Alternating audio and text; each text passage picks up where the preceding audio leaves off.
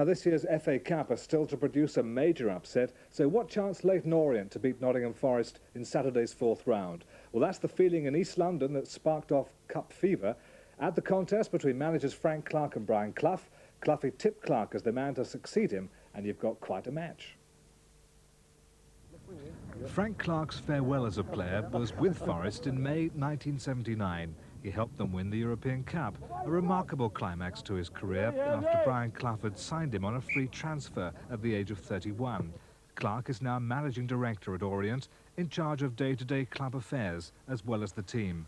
With 20,000 expected inside Brisbane Road, gate receipts should break £60,000. Having budgeted that the O's would only reach round 3, Saturday is profit. As he prepares his side for the Cup, memories of his Forest days flood back. Not only European Cup success, but also League Championship and League Cup as well. It was tremendous education for me, and I'm looking forward to seeing him on Saturday.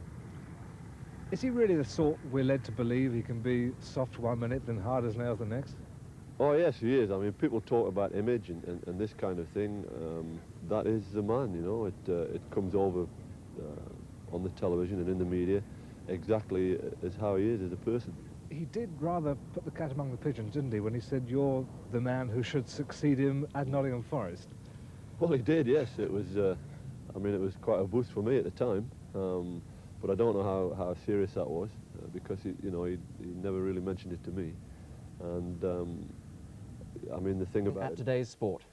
Yes, indeed. The fourth round of the FA Cup looms. One tie in particular has caught the imagination, which is why I'm wearing the Leyton Orient Supporters Club tie tonight, sent in by their secretary, Mike Childs, hoping that it will bring them good luck on Saturday when the 4th Division Orient are at home to 1st Division Nottingham Forest.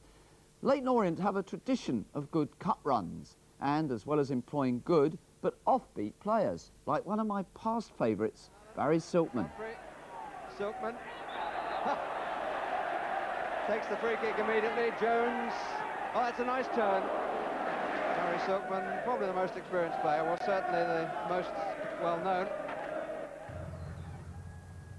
Barry Silkman retired from soccer in the autumn of 1986. Now, he's taken up the occupation of greyhound trainer, based in the heart of the Essex countryside at Canewdon, where he trains 4 dogs highly successfully. But he still remembers with endearment the 4 years he spent as a player with Leyton Orient. When I first went there, I thought I'd made a terrible mistake. And for the first year I was there, because I've been previously Manchester City, where every week we were getting 30 and 40,000. Queen's Park Rangers, where we were bringing in at the time 15, 18, 20, 25,000. And the atmosphere was brilliant. And then I went there where you're playing in front of 3, 2.5, 4,000 people. I thought, Jesus Christ, what am I doing? I'm back at Hackney Marshes again, you know. But I soon got used to that, and that didn't worry me anymore. All I wanted to do was go out and play football, because I loved playing football anyway. I did love playing football. We had about 5 different training grounds in the time I was there, you know. We had one place, we used to call it Windy City. It was the land of the dinosaurs, you know. You got up there was about 50 football pitches and just enormous open spaces. And it could be the calmest day in the world, like not a bit of wind, and you get up there and it was a 50-mile-an-hour wind. I mean, it used to be terrible. But when you're with a club like Orient, those are the things that you put up with. You're not with Manchester United or Liverpool. Barry has always loved animals, and his love for his greyhounds extends to the fact that his first dog, Sugarville Fire, is now his pet, called simply Owl.